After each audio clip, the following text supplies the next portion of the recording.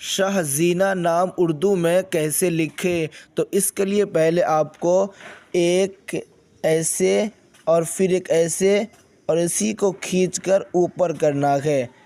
اب اس کے اوپر 1 2 اور ایک 3 ڈاٹ یعنی نقطہ دینا ہے۔ یہ لکھنے کے بعد پھر آپ کو ایک ایسے کر کے ایسے لکھنا ہے، اور یہ ہونے کے بعد پھر آپ کو ایک ایسے کر کے نیچے کرنا ہے، اور اس کے اوپر ایک ڈاٹ یعنی ایک نقطہ دینا ہے، اور پھر ایک ایسے کرنا ہے، پھر ایک ایسے کر کے ایسے کر دینا ہے۔